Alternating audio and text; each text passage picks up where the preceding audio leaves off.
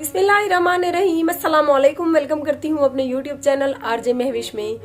मेरे साथ मेरे प्यारे बच्चे भी बैठे हैं। जैसा कि आपको पता है, मेरी कुल कायनात मेरे बच्चे हैं और मैं अपने बच्चों की कुल कायनात हूँ। ऊपर अल्लाह पाक की जात है, नीचे आप तमाम सब्सक्राइबर को अपनी फैमिली समझा हुआ है। आप सबके सिवा और अल्लाह पाक की जात के सिवा हमारा कोई भी नहीं है। कल मुझे या मेरे बच्चों को कुछ हो जाता है तो आप तमाम सब्सक्राइबर हैं, तकरीबन आप सब लोग गवाह हैं हमारे। तो आज सुबह हमारे साथ एक हादसा हुआ। उस हादसे की स्टोरी मैं आपको शॉर्ट में सुनाती हूँ। तकरीबन आज सुबह की बात है। जैसे ही हमारी आंख खुली, हमने बाहर सहन का दरवाजा खोला तो तकरीबन 7:30 या 8 का टाइम होगा। तो बच्चों ने कहा कि अम्मी बाहर एक आदमी हमारे घर के सामने बाइक पे खड़ा है। मैंने कहा चले कोई बात नहीं, गली है, आते जाते रहते हैं लोग। सो हमने नाश्ता बनाना शुरू कर दिया। मुस्कान ने नाश्ता बनाया तो तकरीबन हम नाश्ता बना ही रहे थे कि उस आदमी ने कुंडी खटखटाई। मेरा बड़ा बेटा जीशान गया तो उसने कहा मैं आपकी अम्मी का फ़ैन हूँ, तो मैं आपकी अम्मी से मिलना चाहता हूँ। जीशान अंदर आया। जीशान ने मुझे कहा कि अम्मी एक बाइक पे आदमी आया खड़ा, वो कहता है कि मैं आपकी अम्मी का फ़ैन हूँ और मैं आपकी अम्मी से मिलना चाहता हूँ। मैंने जीशान को कहा कि उसे कहो कि अम्मी घर में मौजूद नहीं है। जीशान गया तो जीशान ने कहा कि भाई हमारी अम्मी घर में मौजूद नहीं है, आएगी तो आपका पैगाम अम्मी को दे देंगे। लेकिन उस आदमी की बदतमीजी जरा चेक करें। उसने मेरे बेटे के साथ ऊंची आवाज में बात करनी शुरू कर दी। कहने लगा कि मुझे पता है आपकी अम्मी अंदर है, आपकी अम्मी खुद को क्या समझती है, हम इतनी दूर से मिलने आते हैं तो नखरे दिखाने लग जाती है। मुझ तक आवाज आ रही थी। मैंने बर्दाश्त किया। मैंने कहा क्योंकि एक मर्द है, अब इसको सुबह सुबह क्या इसके साथ बात करनी। तो सबसे पहले मैं आप सबसे गुजारिश करती हूँ कि प्लीज खुदा के लिए हाथ जोड़ के मैं गुजारिश करती हूँ, हमारे दरवाजे पे आप लोग ना आया करें। बड़ी मुश्किल से मैं सर छुपाकर अपने घर में बैठी हूँ। मैं इस फील्ड में आई हूँ, मैं कोई फेमस होना नहीं चाहती थी, ना मैं कोई सुपरस्टार हूँ कि आप लोग मुझसे मिलने चले आती हैं। मैंने अपने बच्चों के लिए एक रोजी रोटी की है, अपने बच्चों के लिए चैनल बनाए हैं, बच्चों की रोजी करूं। आए रोज इतने लोग मुझे मिलने आ जाती हैं। चले औरतें आ जाती हैं वो तो ठीक है, अब जो मर्द आ जाती हैं, मैं मर्दों के साथ कैसे मुलाकात करूं। अब एक अनजान मर्द है, वो मेरे सामने आके खड़ा हो जाता है, जी मैं आपका फैन हूँ, मैं आपसे मिलने आया हूँ। तो मेरा तो एक छोटा सा कमरा है, नौजवान मेरी बेटी है, मैं उसको कैसे अंदर बुलाऊं, उसको कहाँ पे मैं बिठाऊं। सबसे पहली बात, इसी महीने में इतने लोग मेरे दरवाजे तक पहुंचे, पता नहीं उन लोगों को कहां से एड्रेस मिला मेरा, उन्होंने मुझे जलील करके रखा हुआ है। आए रोज दरवाजे पे बंदे आ जाते हैं। साथ साथ हमारे मुखालिफ रिश्तेदारों के घर है जो मुझे वैसे ही मेरी जान के दुश्मन है, ऊपर से ये लोग मुझे तंग करने आ जाते हैं। तो मैं आज माजरत के साथ आपको ये स्टोरी जरूर सुनाऊंगी। अच्छा जी, मेरा बेटा वापस आया, कहता अम्मी वो आदमी तो झगड़ा करने पे उतरा, वो कहता अपनी अम्मी को बुलाओ, मैं उसका फैन हूँ। अच्छा, मैं तंग आके चली गई। मैंने सलाम दुआ की। मैंने कहा भाई आप मेरे लिए काबिल एहतराम है, आप मेरे दरवाजे तक आए, आप मेरे फैन हैं, आप हमारी वीडियोस देखते हैं, आपका बहुत शुक्रिया। लेकिन भाई मैंने कहा मेरे रिश्तेदार बहुत सख्त हैं, आपके साथ लड़ पड़ेंगे, क्योंकि हमारे दरवाजे पे कोई भी आता है तो वो उसको मारने की हद तक आ जाते हैं। ना आप अपनी बेइज्जती करवाएं ना मेरी, सो आप प्लीज यहाँ से चले जाएं। कहने लगा कि आप अपने आने वाले फैनों की यही इज्जत करती हैं। लो जी, जो मैं बात उसको समझाने की कोशिश कर रही हूँ वो उसके पल्ले नहीं पड़ रही, वो आगे से मुझे ये बातें कहने लगा। मैंने कहा नहीं भाई आप मेरे काबिल एहतराम है, मैंने आपको कहा है, अब मेरा तो छोटा सा घर है, अंदर बुलाती हूँ तो रिश्तेदार बाहर से कोई देख लेगा तो वो कहेंगे कि महविश मर्द को अंदर लेकर जा रही थी, मैं आपको अंदर कैसे बुलाऊं, मेरा एक कमरा है, छोटे छोटे बच्चे हैं, मेरी नौजवान बेटी है, तो प्लीज आप, मेरा घर भी है, मेरी बैठक भी नहीं है, मेरा कोई मर्द भी नहीं जो आपको कहीं ले जाए बिठाए और आपकी खातर तवाज़ो करे। तो कहने लगा आप, यानी कि ये मतलब है कि आप अपने फैनों की यही इज्जत करती हैं। मैंने तंग आके कुंडी बंद कर ली। मैंने कहा चलो चला जाएगा। मैं अंदर आके बैठ गई। उसने फिर से दरवाजा बजाना शुरू कर दिया। यकीन करें उसने इतने जोर से दरवाजा बजाया, मैं तंग आके फिर निकली। मैंने कहा भाई मैंने आपको एक बार कहा नहीं आप यहाँ से चले जाएं, आपको इंसानों वाली जबान समझ नहीं आती। कहने लगा मैंने आपके पास बैठना है, मैंने आपके साथ सेल्फियां बनवानी है, ये वो इस किस्म की बातें। मैंने कहा कि आप इज्जत से चले जाए, वरना मेरी तो जो ये लोग रिश्तेदार मेरे देख लेंगे, जो बेइज्जती करेंगे, साथ में अपनी भी बेइज्जती करवाओगे।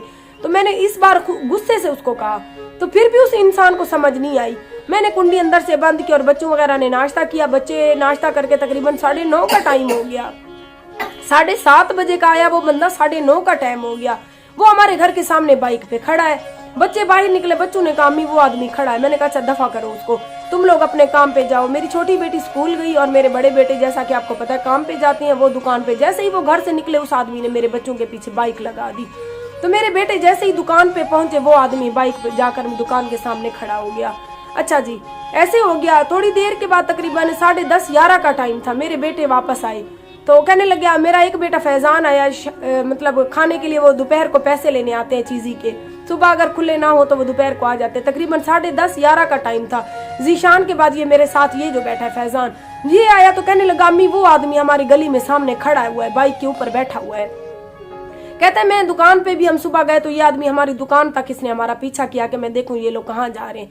मैंने कहा अच्छा दफा करो, खड़ा कब तक खड़ा रहेगा, खुद ही चला जाएगा। और दिन के 11:30 हो गए, वो हमारी गली में खड़ा है। अब देखने वाले लोग क्या समझेंगे ये औरत खराब है जो इसके सामने मर्द आया खड़ा है, इसकी कोई होगी उसमें साजिश जो मर्द इतनी देर से इसकी गली में इसका इंतजार कर रहा है या कुछ इस किस्म का। अच्छा मेरा बेटा आया, मैंने उसको 50 रुपए चीज के दिए और मायरा के कान में दर्द था। मैंने बड़ी बेटी को कहा कि मैं बर्तन धो रही थी, मैंने कहा तुम जाओ इसकी दवाई ले आओ। मुस्कान, ज़ारा और साथ में फैजान और मायरा, ये तीनों डॉक्टर के पास कान के दर्द की दवाई लेने गए तो उस आदमी ने पीछे मुस्कान ज़ारा के बाइक लगा दी।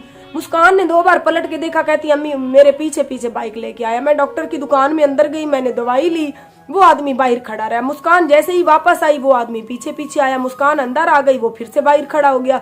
जब मुस्कान ने ये बात मुझे बताई तकरीबन 12 का टाइम हो गया। मैं बाहर निकली, मैंने उसको हाथ से इशारा किया, मैंने कहा इधर आओ। जब आया मैंने कहा तुम्हें कौन सी जबान समझ आती है, तुम इंसान हो या इंसानों वाली जबान नहीं समझते हो, तुम्हें शर्म नहीं आती, तुम मेरी नौजवान बेटी के पीछे गए, तुम मेरे बेटों की दुकान तक गए, तुम्हारा मकसद क्या है? और भी लोग आती हैं, उन्हें अब एक बार इंसानों की तरह समझाओ, वो चले जाते हैं, तो तुम जा क्यों नहीं रहो? वो आगे से मुझे अंदर हमारे घुसने लग गया, मुझे कहता है मैंने आपके अंदर बैठना है, 2 मिनट आप मेरी बात सुनो। जैसे उसका फिर ये कहना था, यकीन करें मैंने उसको पीछे धक्का दिया तो मैंने कहा मैं शोर मचाना शुरू कर दूंगी कि ये आदमी हमारे घर जबरदस्ती घुसने की कोशिश कर रहा था। कहते हैं मचाओ शोर, मेरी तो जो बदनामी होगी मैं कहूंगा इसने मुझे खुद बुलाया। देखें इस बेगैरती की हद उसकी देखें। फिर मैंने जो गुस्सा आया तो मैं आपको लाइव स्क्रीन पे दिखा रही हूँ, ये आप देखें। बंदे को चके थी तो दोबारा मैं देखो अपने दरवाजे दिलाने का चके थी तो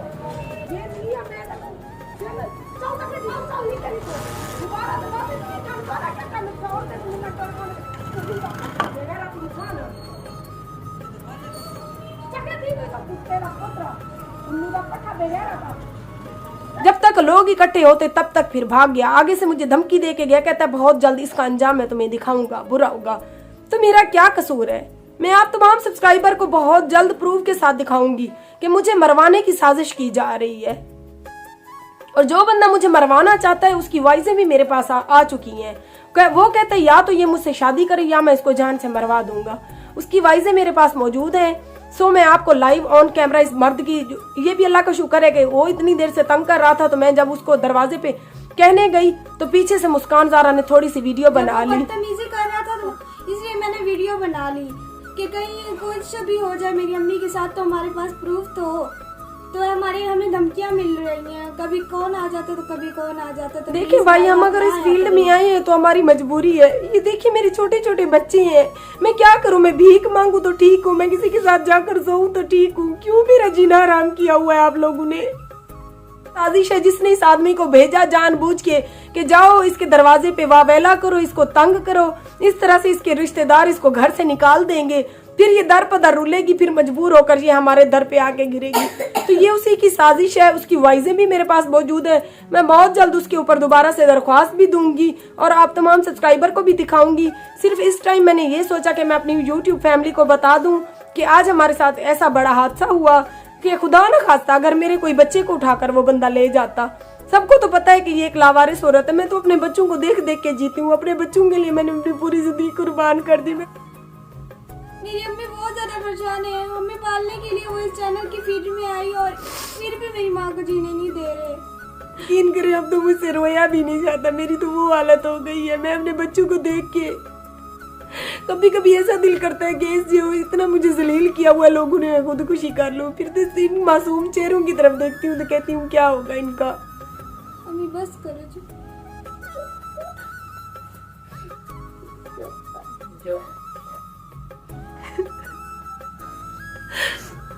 कर।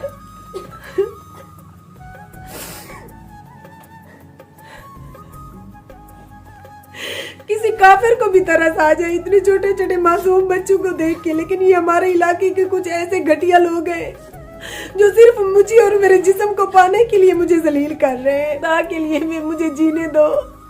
मैं जीना चाहती हूँ अपने बच्चों के लिए, मुझे जीने दो। मेरा जीना आराम ना करो आप लोग। मैं किसी की लेन देन में नहीं हूँ, मैंने किसी का कुछ बिगाड़ा हुआ भी नहीं है। क्यों आप लोग मुझे जलील कर रहे हो? लगता है जिसकी साजिश है, जिसने मुझे इस आदमी को भेजा मुझे जलील करने के लिए। तब मैं आप सबकी गोश गुजार इसीलिए कर रही हूँ कि कल कला मुझे कुछ हो जाता है तो ये मैं सारे अपने चैनल पे सबूत छोड़ती जा रही हूँ। जिंदा होते हुए तो पाकिस्तान में किसी को इंसाफ नहीं मिलता, शायद मेरे मरने के बाद ही इंसाफ मिल जाए।